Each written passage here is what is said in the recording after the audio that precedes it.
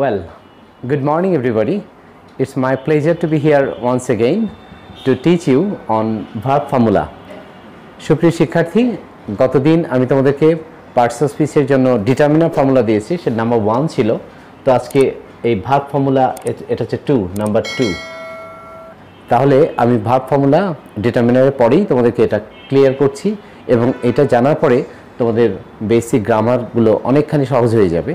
তো কাজেই আমার মনে হয় তোমরা সিরিয়ালি ফলো করবা, তোমরা সাবস্ক্রাইব করবা, অ্যাট দ্য সেম টাইম তোমরা অবশ্যই তোমাদের কোয়ারি থাকবে কি তোমাদের প্রবলেম সেটা আমাকে জানানো।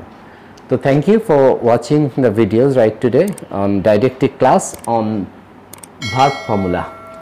তাহলে আমরা গতদিন জেনেছি যে ডিটারমিনার ফর্মুলাতে কীভাবে নাউন, ডিটারমিনার শেষটা নাউন, তার আগে অ্যাডজেক্টিভ, তার আগে অ্যাডভার্ব কীভাবে আইডেন্টিফাই করা যায় সেটা সহজ ফর্মুলা আমি তোমাদেরকে দেখিয়েছি, নিশ্চয়ই তোমরা ফলো করেছো।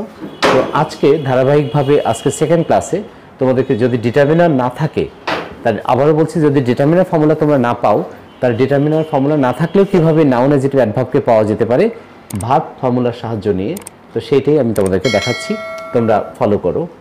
দেখো আমি এখানে লিখছি ভার্ব। তাহলে ভার্বের আমি দুটো শাখা আমি টেনে নিচ্ছি। একটা হচ্ছে প্রিন্সিপাল ভার্ব বা পিভি, আর আরেকটা দিচ্ছি আমি এখানে এলভি বা লিঙ্কিং ভার্ব। তাহলে প্রিন্সিপাল ভার্বের পরের শব্দটা একটু জেনে নাও। প্রিন্সিপাল ভার্ব বা পিভি এর পরের শব্দটা আইদার নাউন অর অ্যাডভার্ব। সুপ্রিয় শিক্ষার্থী খেয়াল করো, প্রিন্সিপাল ভার্বের পরের শব্দ দুটো কি হতে পারে? নাউন অথবা অ্যাডভার্ব। তাহলে আবার বলা যায় নাউন অথবা অ্যাডভার্বের আগে যে ভার্বটা সেটা হলো প্রিন্সিপাল ভার্ব। ক্লিয়ার? প্রিন্সিপাল ভার্বের পরের শব্দটা যদি নাউন বা অ্যাডভার্ব হয়, তাহলে আমরা বিপরীত ক্রমে বলতে পারি নাউন অথবা অ্যাডভার্বের আগের ভার্বটা হচ্ছে প্রিন্সিপাল ভার্ব। তাহলে এই 10 বছর তোমাদের এই সামান্য জিনিসটাও কিন্তু অনেকেরই অস্পষ্ট ছিল, কাজে আমি ক্লিয়ার করছি। প্রিন্সিপাল ভার্বের পরের শব্দটা হয় কি? নাউন অথবা অ্যাডভার্ব। আবার নাউন বা অ্যাডভার্বের আগের ভার্বটি, নাউনের আগের ভার্বও প্রিন্সিপাল ভার্ব এবং অ্যাডভার্বের আগের ভার্বকে আমরা বলবো principal verb. I think your job is done. দেখো এখানে, তাহলে আমি এখানে একটু টান দিয়ে নিলাম তোমাদেরকে। লিঙ্কিং ভার্ব, এলভি মানে কি? Linking verb. মনে রেখো লিঙ্কিং ভার্বের পরের ওয়ার্ডটা, এই ওয়ার্ড আমি আর একটু ক্লিয়ার করছি। লিঙ্কিং ভার্বের পরের ওয়ার্ডটা হবে অ্যাডজেক্টিভ। খেয়াল করো, প্রিন্সিপাল ভার্বের পরের শব্দটা মনে রাখবা নাউন বা অ্যাডভার্ব, আর লিঙ্কিং ভার্বের পরের শব্দটা হলো অ্যাডজেক্টিভ। যদি লিঙ্কিং ভার্বের পরের শব্দটা অ্যাডজেক্টিভ হয়, তাহলে অ্যাডজেক্টিভের আগের ভার্বটার নাম কি? Linking verb. তাহলে left hand side equal to right hand side proved, তাই না? বাম পক্ষ সমান ডান পক্ষ প্রমাণিত। আমি যদি বুঝি লিঙ্কিং ভার্ব, তাহলে তার পরের শব্দটা হবে অ্যাডজেক্টিভ। আবার যদি অ্যাডজেক্টিভ হয়, তার আগের ভার্বটা হবে linking verb. I think you have understood the fact well. আমি আগে ডান পাশে এখানে লিঙ্কিং ভার্বটা ক্লিয়ার করি। লিঙ্কিং ভার্বের না জানলে তো তুমি বুঝতে পারবে না যে সে তার পরের শব্দটা অ্যাডজেক্টিভ হবে কিনা। তা লিঙ্কিং ভার্বের একটা নির্দিষ্ট মানে লিস্ট আছে, সেই লিস্ট অফ লিঙ্কিং ভার্বসটা আমি তুলে ধরছি। বিভার্ব মানে হচ্ছে am, is, are, was, were. তাহলে দেখো বিভার্ব লিঙ্কিং ভার্ব তখনই হবে যখন পরের শব্দটা হবে অ্যাডজেক্টিভ। আবার বলছি, বিভার্ব তখনই লিঙ্কিং ভার্ব হবে যখন তার পরের শব্দটা হবে অ্যাডজেক্টিভ। আবার অ্যাডজেক্টিভের আগে যদি বিভার্ব থাকে, সেই বিভার্বকে বলা হবে লিঙ্কিং ভার্ব। আচ্ছা, বিভার্ব আরও আছে become, look, feel, taste, TAST, taste, seem, SEEM, seem, smell, remain, sound, appear, etcetera. আর 3, 4, 5টা থাকলেও আমরা ভারী করব না, আমরা জাস্ট মূল ফোকাস দিচ্ছি আমরা লিঙ্কিং ভার্বের পরের শব্দটা কি হয় সেটা জানানোর জন্য। তাহলে খেয়াল করো যে লিঙ্কিং ভার্ব কি লিখলাম? Be verb am, is, are, was, were, become, look, feel, taste, seem, smell, remain, sound, appear, etcetera. এগুলো কী ভাব? লিঙ্কিং ভাব। তার লিঙ্কিং ভাব যদি এগুলো হয়, তারপরে শব্দটা কী হবে? অ্যাডজেক্টিভ। তাহলে আমি এখানে ক্লিয়ার করছি।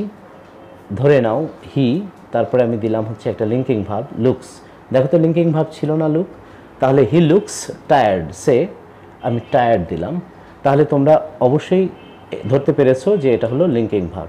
এটা যদি লিঙ্কিং ভাব হয়, পরের শব্দটা তাহলে কী হবে? অ্যাডজেক্টিভ, তাই না? তাহলে খেয়াল করো, এটা হবে অ্যাডজেক্টিভ। এবং অ্যাডজেক্টিভ, এটা তো লিঙ্কিং ভাব ধরে তুমি গ্রামাটিক্যালি স্ট্রাকচার ওয়াইজ তুমি পেলা, এটা হলো অ্যাডজেক্টিভ। কিন্তু একটু মিনিং করো, অর্থটা কিন্তু খুব গুরুত্বপূর্ণ। যদি আমরা অ্যাডজেক্টিভ পেতে চাই, তাহলে এটা দোষগুণ অবস্থা প্রকাশ করে। তোমরা সবাই সেই ট্র্যাডিশনাল গ্রামার থেকে জানো, যেটা কেমন দ্বারা প্রশ্ন করলে উত্তর পাওয়া যায়, যেটা সেটা হলো অ্যাডজেক্টিভ। তাহলে হি লুকস টায়ার্ড, তাকে ক্লান্ত মনে হয়। তো কেমন মনে হয় তাকে? তাকে মনে হয় ক্লান্ত। তাহলে খেয়াল করো, এখানে তাকে ক্লান্ত মনে হয়, এটা কেমন দ্বারা প্রশ্ন করলে, কেমন দ্বারা, কেমন প্রশ্নের উত্তরে এসেছে ক্লান্ত, অতএব এটা হবে অ্যাডজেক্টিভ বাংলা করলেও। আর যদি লিঙ্কিং ভার্বের পরে একটা শব্দ না হয়ে 10টা শব্দ হয়, তাহলে কিভাবে তোমরা সেটাকে আইডেন্টিফাই করবা? দেখো, হি লুকস, আমি ধরো আমি লিখলাম he looks too much tired. খেয়াল করো, সবাই খেয়াল করো যে এখানে লুকটা হচ্ছে লিঙ্কিং ভার্ব পেলা।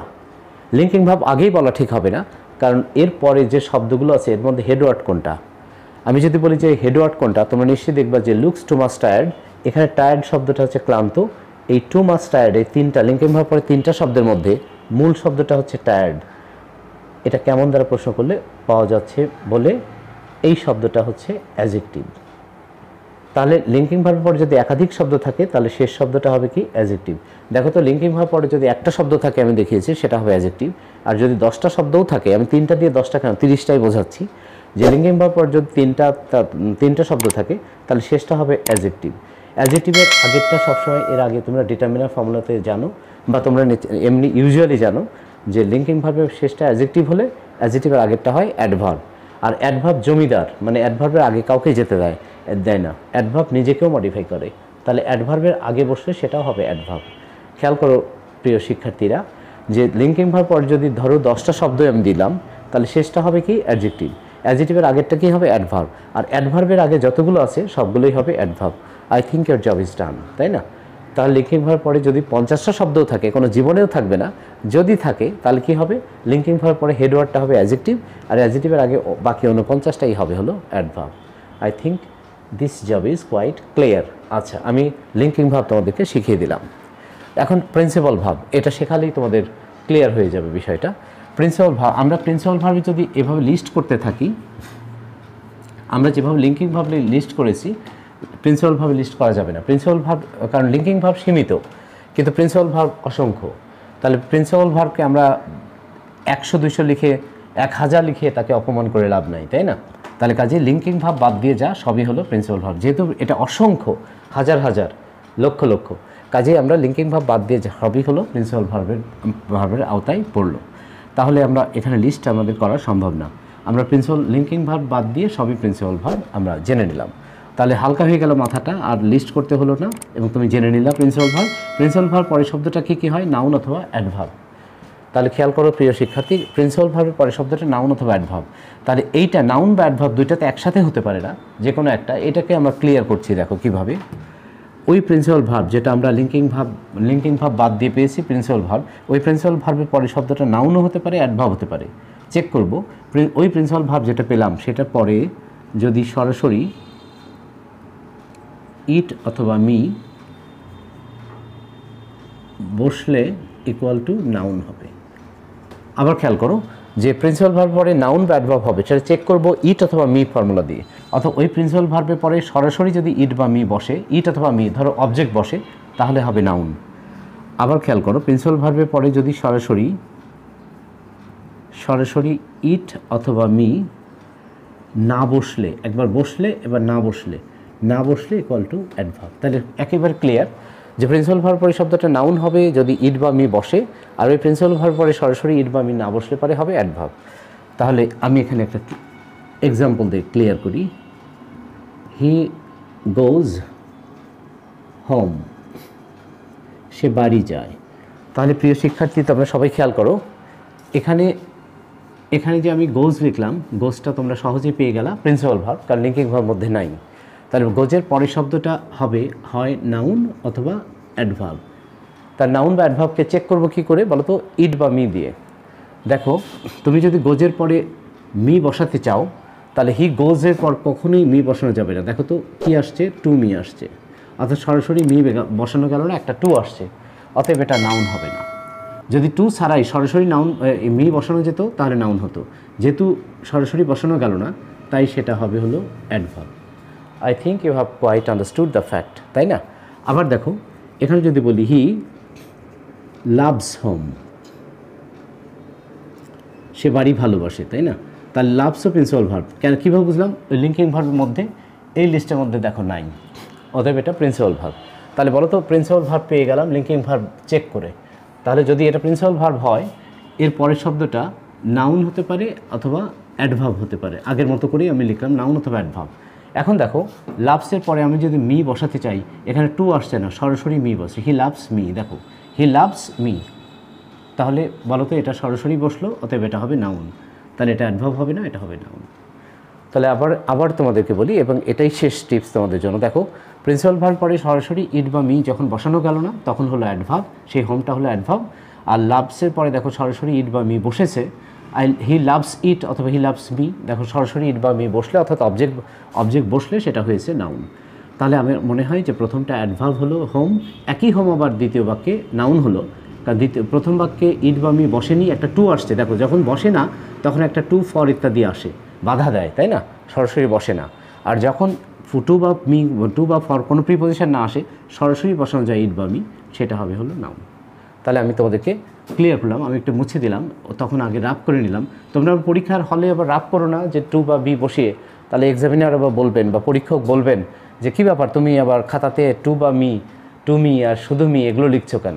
এটা আলটিমেটলি তোমার দখলে চলে আসবে, তোমার ফ্লুয়েন্সি চলে আসবে, তখন আর লেখার দরকার হবে না। মনে মনে জাস্ট ভার্বের পরে মনে মনে ইট বা মি বসানো চাই কিনা, যদি সরাসরি ইট বা মি না বসে তাহলে হয় অ্যাডভার্ব, আর যদি সরাসরি বসে সেটা হয় noun. I think your job is done. তাহলে এটা তোমাদের অনেক কাজে লাগবে। আরেকটা তোমাদের উদাহরণ দিয়ে ক্লিয়ার করি, তাহলে আমার মনে হয় যে ডাবল যদি এক্সাম্পল দেই তোমাদের জন্য সুবিধা হয়। ধরো আমি লিখলাম উই গো রং, তাহলে দেখো তো উই গো রং, প্রিয় শিক্ষার্থী তোমরা খেয়াল করো, এটা প্রিন্সিপাল ভার্ব। তোমরা কীভাবে পেলা? অলরেডি লিঙ্কিং ভার্ব চেক করেছো, লিঙ্কিং ভার্বের পরে দেখো লিঙ্কিং ভার্বের মধ্যে এটা নাই, অতএব এটা প্রিন্সিপাল ভার্ব।